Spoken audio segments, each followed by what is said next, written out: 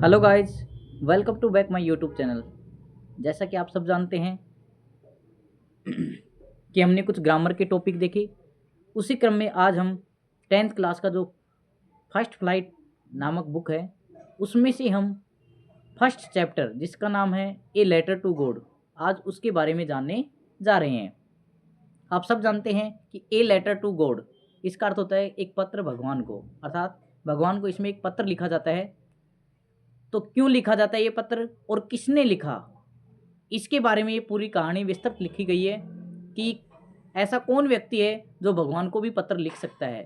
तो यहाँ पे जो जिस मानव ने ये पत्र लिखा है उसकी संवेदनाओं और भावनाओं को व्यक्त किया गया है कि किस प्रकार से उस मानव में भगवान के प्रति या ईश्वर के प्रति अटूट विश्वास, उसकी आस्था को यहाँ पे दिखाया गया है। यहाँ पे लेंचो नामक एक किसान होता है जो कि एक निर्धन किसान होता है। उसने अपने खेतों में अनाज की फसल डाली थी और अनाज था जो अच्छी तरह से अभी उपज ही रहा था, उस पर अच्छी बालियां आ गई थी, लेकिन उसमें एक कमी थी कि हल्की सी बारिश की बौछार। तो जो लेखक है लेंचो, वो सोचता है कि अगर ईश्वर चाहे तो एक हल्की सी बौछार हो जाए तो सोने पे सुहागी का जैसा काम हो जाए। और लेंचो की ईश्वर सुन भी लेता है।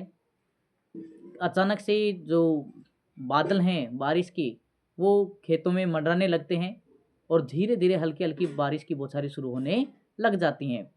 तो लेंचो और उसका परिवार है बहुत ही खुश होता है कि अब बारिश अच्छी हो गई तो फसल भी अच्छी होगी, क्योंकि ए गुड हार्वेस्ट, एक अच्छी फसल तभी होती है एक अच्छी बरसात होने के कारण ही। तब लेंचो सोचता है कि अब अच्छी फसल हो जाएगी तो हमारी आने वाली जो पीढ़ियां हैं या अपना जो परिवार है वो आसानी से अपना जीवन यापन कर सकेगा। लेकिन तभी अचानक से वही जो बारिश थी वो विपदा का रूप धारण कर लेती है, अर्थात एक ठंडी हवा का तेज झोंका आता है और जो बारिश थी वो हेल स्टोन्स अर्थात ओलावृष्टि, ओले के रूप में बदल जाते हैं। और मोटे मोटे ओले भयंकर बिग स्टोन्स, बड़े बड़े पत्थरों के रूप में ओले थे जो गिरने लग जाते हैं। लगभग 1.5-2 घंटे बाद जब ओले की बारिश रुकी, तब लेंचो ने अपना सर पकड़ते हुए अपना दुख व्यक्त करते हुए कहा कि यदि यहाँ से एक ग्रुप लॉक्टस, ए ग्रुप ऑफ लॉक्टस अर्थात यहाँ से एक समूह प्लेग यानी टिड्डों का यहाँ से गुजर के जाता तो भी कुछ अनाज के दाने छोड़ के चला जाता, लेकिन इन ओलों ने, इन हेल स्टोन्स ने ऑल क्रॉप्स आर डेस्ट्रॉयड, सारी ही फसल नष्ट कर दी है। तब कवि जो लेखक है वो बहुत उदास होता है, और उदास होता है तो वो कहता है कि होप सस्टेन्स लाइफ, जीवन में आशा ही एक रोशनी की किरण होती है जो हमें जीने के लिए प्रेरित करती है। इस पाठ में भी यही दिखलाया गया है कि होप सस्टेन्स लाइफ अर्थात आशा ही जीवन की एक उम्मीद या किरण होती है जो हमें जीने के लिए अभिप्रेरित करती है। तो लेंचो क्या करता है कि अपना दुख व्यक्त करने के लिए वह ईश्वर में अपनी आस्था प्रकट करता है और भगवान के नाम पे एक पत्र लिखना शुरू कर देता है। उसने वह पत्र भगवान के नाम पे लिखा कि हे भगवान, मैंने ये पत्र इस पर्पज, इस उद्देश्य से लिखा है कि मेरी जो फसल है वो ओलावृष्टि के कारण, जैसा कि आपने देखा है, क्योंकि भगवान आप सब जानते हैं कि मेरे साथ क्या घटना घटी है। मेरा परिवार इस साल भूखा ही मर जाएगा, हम भी भूखे मर जाएंगे, मेरा परिवार भी भूखा रह जाएगा अगर इस साल फसल नहीं हुई तो लेंचो ने पत्र लिखना शुरू किया। आरंभ में उसने बताया कि किस प्रकार से ओलावृष्टि के कारण मेरी फसल है जो नष्ट हो गई है। तो बाद में उसने नीचे विस्तृत वर्णन किया कि मुझे 100 पैसे चाहिए, मुझे नई फसल उगाने के लिए या बीज वापस से बोने के लिए 100 पैसे चाहिए। अगर ये पैसे आप भेज देंगे तो मेरा जो परिवार है वो उसके लिए ज़्यादा तो नहीं लेकिन उसके लिए लाभदायी रहेगा, उसका जीवन है जो अच्छे से यापन कर सकेगा। ये पत्र है जो डाक वालों के पास डाकखाने में जाता है। तो जो बड़े अधिकारी होते हैं, पोस्ट मास्टर था, जो हेड पोस्ट मास्टर था, जो अपना लेटर लेके पोस्टमैन के पास गया, पोस्ट मास्टर के पास, उन्होंने वहाँ पत्र को खोला और उसमें उन्होंने पढ़ा तो वो हंसने लग गया। लेकिन हंसते हंसते कुछ समय बाद ही वो सीरियस हो जाते हैं, गंभीर हो जाते हैं। उन्होंने देखा कि इस व्यक्ति का विश्वास कितना अटूट है भगवान के प्रति या ईश्वर के प्रति, इस व्यक्ति की श्रद्धा कितनी गहराई तक छुपी हुई है कि उसने भगवान के नाम पे पत्र भी लिख दिया। और पोस्टमैन ने कहा कि मैंने आज से पहले इस प्रकार का एड्रेस या पता मैंने आज तक नहीं देखा, क्योंकि भगवान को कोई पत्र ही नहीं लिखता है। तो पत्र जब पोस्ट मास्टर ने, डाकपाल ने देखा तो उसने पढ़ा, तो उसे इस बात से उस पे दया आ गई कि इस व्यक्ति की जो विश्वास है वो टूटना नहीं चाहिए। ईश्वर में यदि इस व्यक्ति का आज विश्वास टूट गया तो फिर कभी भी कोई भी व्यक्ति भगवान में विश्वास नहीं कर पाएगा। तो उसने अपने सभी एम्प्लॉयज़ थे, जो कार्य करने वाले कार्यकर्ता थे, उन सभी से उसने कुछ मदद मांगी। कुछ पैसे उसके पास थे, उसकी पेमेंट में से लिए, कुछ सभी जो वर्कर थे उन्होंने मिला के कुछ अपने हिस्से का। तो इस प्रकार से उन्होंने उनके पास चैरिटी यानी दान के रूप में उनके पास 75 पैसे या 70 पैसे के समथिंग टोटल जुड़ जाते हैं। उन्होंने वो 70 पैसे लिफाफे में रखे और वह उस पर भगवान के साइन कर दिए, ताकि इस व्यक्ति का विश्वास है जो भगवान में न टूटे। इसीलिए उस पोस्ट मास्टर ने, यानी डाकपाल ने, हेड पोस्ट मास्टर ने उस पर भगवान के हस्ताक्षर कर दिए।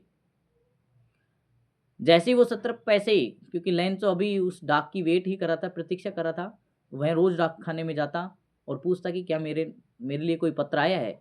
इस बार डाकिया को जब बार बार कोई व्यक्ति जाता है तो उसको एड्रेस हो जाता है कि ये व्यक्ति क्यों आ रहा है। तो उसके नाम से जब पत्र आया, तो जब लेंचो आया तो उसने पूछा कि क्या मेरा कोई पत्र आया है।